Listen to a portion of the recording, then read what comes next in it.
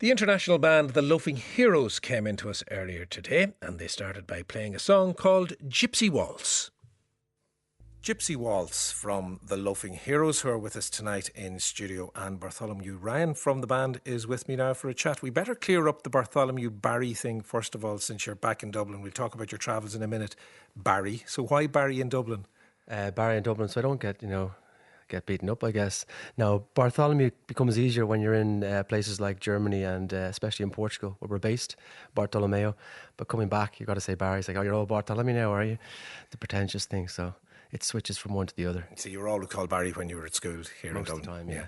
All right, explain the travels then, because the band is a very international band. There's an American in there, there's Italian in there, there's Portuguese in there, there's German in there, and there's obviously yourself, Irish. How come that range of nationalities? Yeah, it's an interesting constellation, but it's kind of the whole kind of philosophy, I guess, of the whole project. It's a band, but it's also a project, in that it began in Denmark as the Loafing Heroes, taking the name from a kind of an inspirational passage from Milan Kundera. Where have they gone, the vagabonds of yesteryear? Where have they gone, the Loafing Heroes of folk song? We just thought, me and my friend Ed Clark thought this was fantastic. So band it kind of started off from there, and as a result I was always moving around from studies from Denmark to Germany and picking up fellow musicians who joined in this project, and now we've been based in Lisbon.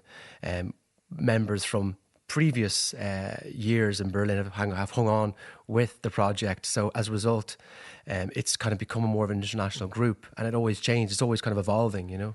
That Loafing Heroes idea, the Kundera idea, what does a Loafing Hero do? How does it inform the music that you are playing for us here this evening?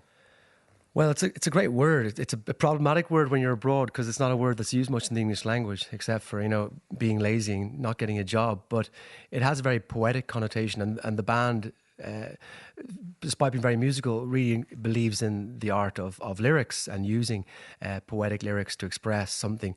And loafing itself is a kind of a mode of, it's a subversive kind of way of existence, not being lazy per se. It's more drifting around, thinking in slowness, something that comes from a lot of poets, from Walt Whitman saying, I loaf and invite my soul, from his great songs of myself, to other thinkers and poets, from Yeats to Pessoa. So it's something like that. It's the philosophical or artistic expression of something like slow cooking. It really is taking your time. It is, exactly. And we're kind of we like to think of the idea of someone like Einstein, you know, kind of finding that eureka moment for the theory of relativity while he's loafing in a patent office, or, you know, Newton under a tree doing nothing, and that's when he kind of finds this formula for the theory of gravity. So it's this kind of loafing, especially in this kind of age where everything is immediacy and, you know, fast technology, information age. Hopefully there's a space for the Loafing Heroes. You know? You mentioned too there that, you know, you're based in Lisbon, and with you on double bass is João Tordo, who is a novelist, quite a well-known novelist in Portugal. How does that literary side, and there are other philosophers, if you like, within the band as well, how does that literary side inform things?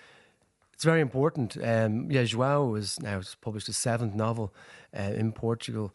It hasn't been translated into English yet. It's in other different languages. But it's very important because he also sees the importance of the lyric. And his father actually was a famous musician, Fernando Tordo. And so he comes from quite a musical background, even though he's been writing all his life.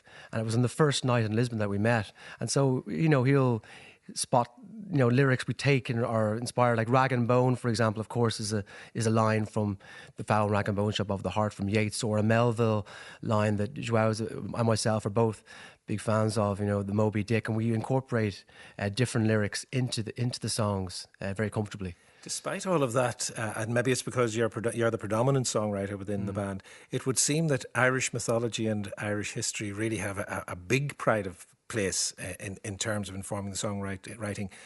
The current album, Crossing the Threshold, Roger Casement is part of that whole idea. Explain that and where he fits into that song and the album. Casement has been very an inspiration, because he's one of those characters. He's a cosmopolitan character for a start, and we like to think that the Loafing Heroes is a cosmopolitan project. And also, He's Irish, but spent many years, in Africa, in the Congo, also South America, and then coming back to Ireland. And the Irish revolutionary part with 1916 is only the tip of the iceberg to this very complex and incredible and quite heroic life. And also then his other facets, being gay in the end of the 19th century, a man of his time, Victorian, and yet he had that aspect to himself.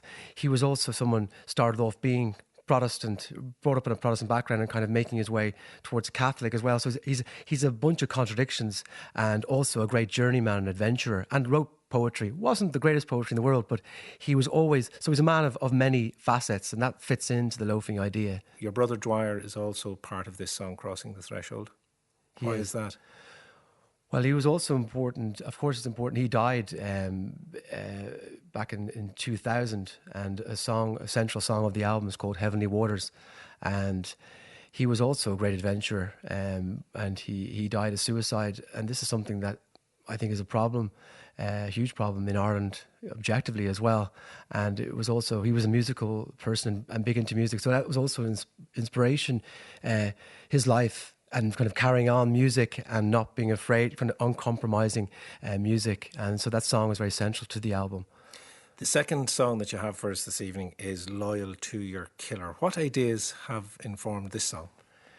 Yeah, it's kind of a bleak title about relationships. No, but it's a new track. It's going to be on the next record. It actually, again, being the Loafing Heroes, we like to take inspiration a little bit from previous poets, and this time it's a very famous Portuguese poet, a national poet. Camões wrote a beautiful poem which begins "O amor é fogo," like love is a fire, and it came from that, and also from a friend of mine, Mick Hall, who died 2 years ago. Another tragedy, who was the first producer of the first Loafing Heroes album, and it kind of came from that, from talking to his girlfriend Manu. So it kind of comes from bringing this together of loss again and transforming that loss into a celebration, which is very much part of the whole Crossing the Threshold. Let's hear it then. Loyal to Your Killer from the Loafing Heroes. Loyal to Your Killer from the Loafing Heroes, whose latest album called Crossing the Threshold is out now. The band have 3 gigs this week. They're in Kilruddery House in Bray tomorrow, the Sugar Club in Dublin City Centre on Friday, and they're back in Bray on Saturday evening at the Harbour Bar. You can find out full information on loafingheroes.com.